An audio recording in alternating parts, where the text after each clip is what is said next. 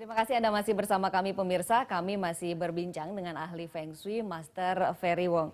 Master, sekarang kita berbicara masalah ekonomi. Kira-kira bagaimana gambaran ekonomi di tahun Monyet Api ini? Oke, untuk ekonomi yang akan banyak bagusnya ya, itu penjualan rumah. Penjualan rumah? Betul. Nah, tapi yang untuk pembangunan rumah itu yang masih kurang bergairah nanti. Ini agak bertentangan nih. Pembangunan rumahnya tidak bagus, tapi untuk penjualannya bagus. Justru bagus. Betul. Itu jadi kenapa bisa seperti itu? Unsurnya berbeda. Karena untuk pembangunan itu kan butuh lahan-lahan itu berhubungan dengan tanah. Nah, kalau untuk penjualan itu berhubungan dengan jasanya. Jadi untuk api ini memang bagus untuk jasa. Kemudian untuk pembangunan infrastruktur juga bagus. Kemudian untuk pertanian juga bagus. Pertanian kan unsurnya tanah, tidak? Tetapi yang tumbuh itu kan unsurnya kayu. Oke. Ya. Dan itu bagus di tahun Monyet Api ini. Betul.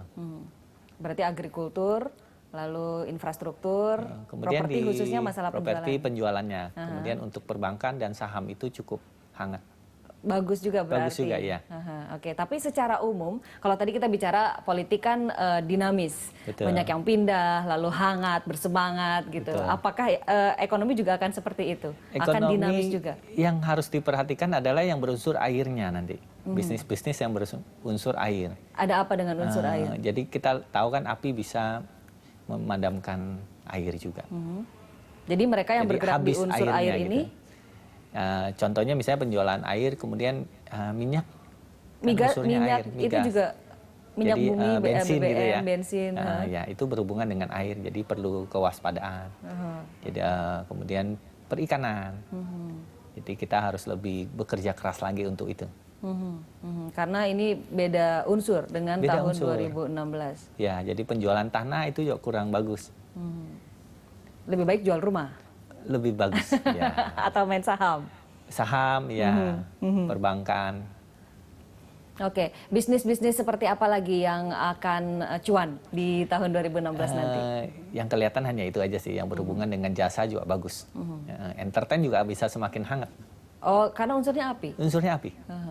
Jadi dunia entertain itu bisa semakin banyak yang bikin hot katanya gitu. Termasuk media? Termasuk media, termasuk artis-artis kita itu akan semakin hot beritanya. Maksudnya banyak peristiwa, banyak ulah atau gimana?